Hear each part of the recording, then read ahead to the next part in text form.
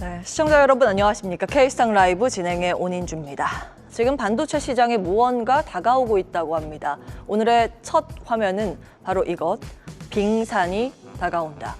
모건 스탠리가 최근 SK 하이닉스에 관해 내놓은 표현입니다. 빙산이라고 하면 어떤 느낌이 드시나요? 수면 위로 이렇게 살짝 보이는 아주 작은 부분. 진짜 무서운 건 사실 수면 아래 보이지 않는 큰 무언가가 있다는 거겠죠. 모건 스탠리는 메모리 반도체 시장을 향해 이렇게 경고했습니다. 어닝 시즌, 그거 중요하지 않다. 눈에 보이는 숫자보다 수면 아래에 더 큰 위험이 다가오고 있다. 네, 이 경고를 낸 애널리스트가 누구인가? 이제는 SK 하이닉스 저격수로 불러야 할지도 모르겠습니다. 바로 홍콩에서 활동하고 있는 모건 스탠리의 숀 킴 애널리스트입니다.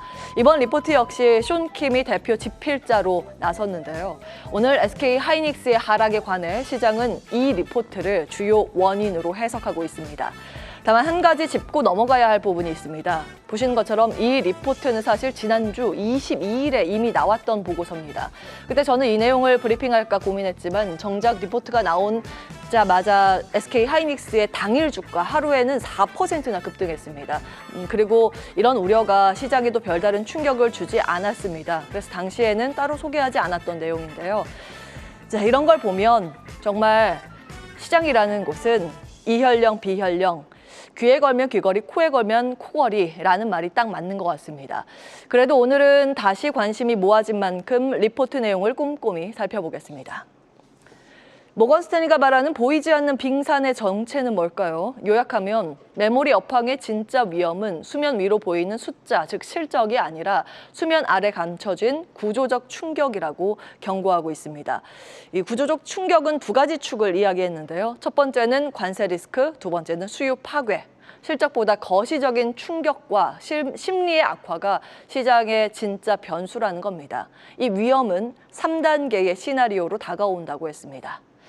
자, 첫 번째, 관세를 피하려고 선구매가 일어나는 구간. 수요가 좋은 것처럼 보이지만 사실은 이걸 앞으로의 구매를 당겨온 거죠. 지금이 바로 이 단계라서 실적은 잘 나온다고 이야기하고 있습니다. 그걸 지나가면 마진 훼손 구간이 나온다고 봤는데요. 관세로 원가 부담이 커지면서 기업들은 가격을 방어하지 못하고 수익성이 떨어질 수 있다는 걸 이야기하고 있습니다. 그리고 나서는 최종적으로 수요 파괴가 된다고 언급하고 있습니다. 가격도 못 올리고 사줄 사람도 줄어드는 구간이 올 수 있다는 겁니다.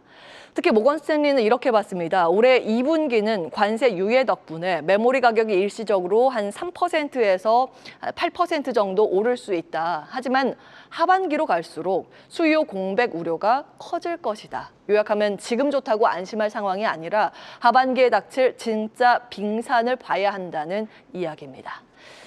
자, 그런데 이런 모건 스탠리의 경고, 사실 이번이 처음은 아닙니다. 모건 스탠리 아시아는 이미 지난해 9월 겨울이 다가온다는 제목의 보고서를 통해서 SK 하이닉스에 관해서 경고한 적이 있죠. 이쯤입니다. 당시에 모건 스탠리는 26만 원이던 목표 주가를 무려 12만 원으로 반토막을 냈습니다. 그런데 결과는 어떨까요?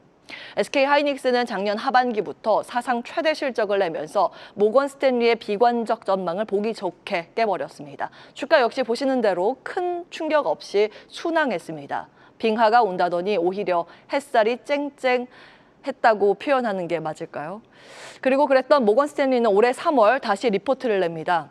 이번 제목은 계곡 너머를 바라보며 목표 주가도 23만 원으로 다시 상향 조정했습니다. 근데 주가는 어떻게 됐을까요? 역시 보시는 것처럼 별다른 반응은 없었습니다.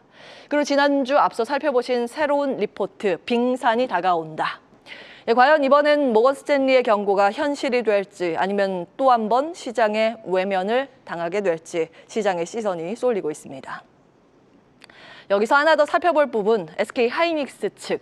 본인들은 뭐라고 했을까요?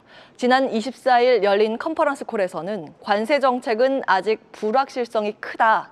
하지만 고객사들은 전반적으로 메모리 수요를 유지하고 있다. 이렇게 밝혔습니다. 즉 회사 측은 아직 수요엔 큰 문제가 없다고 진단하고 있는 겁니다.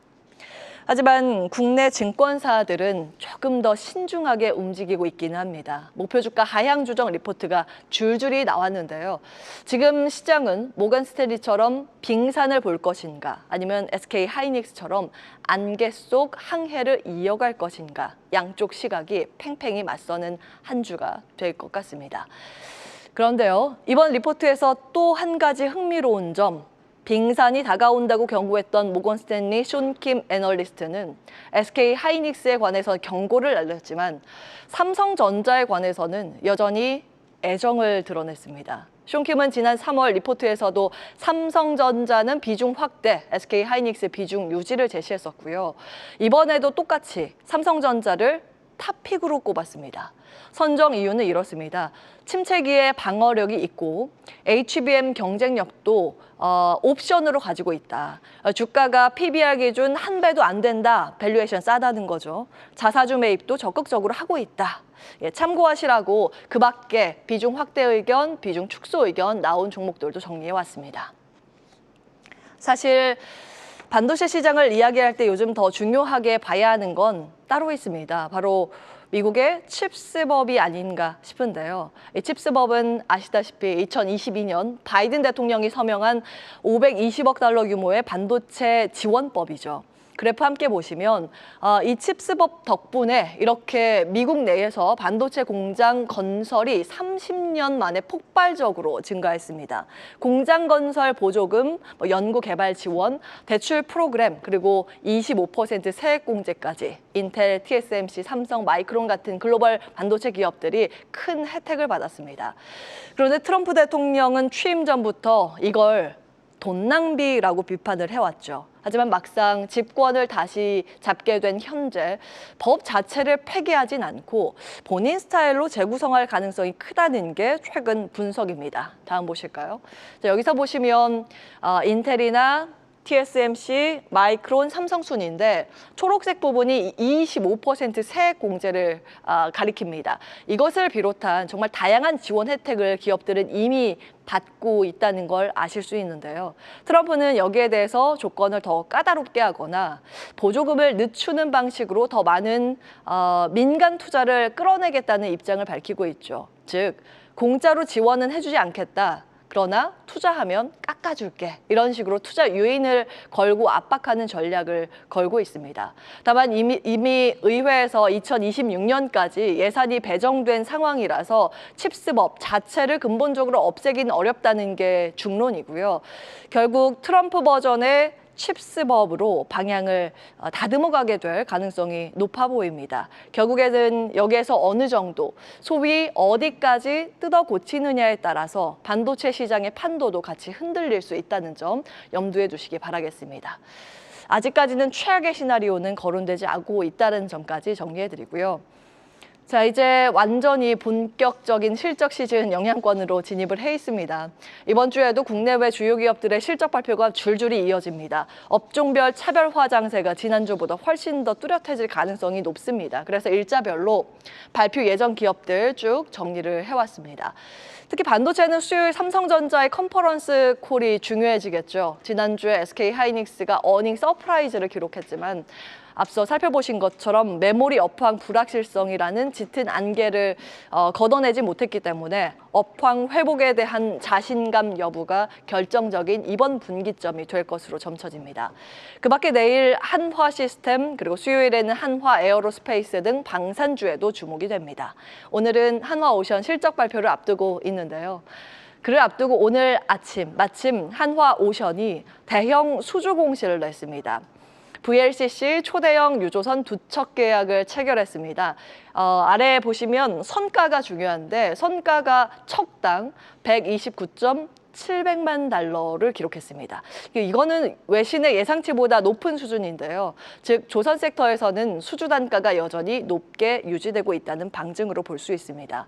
즉 조선, 방산, 반도체, 이번 주는 이 세 개의 키워드를 중심으로 업종별 수급 흐름과 실적의 온도차를 꼼꼼히 살펴보셔야겠습니다.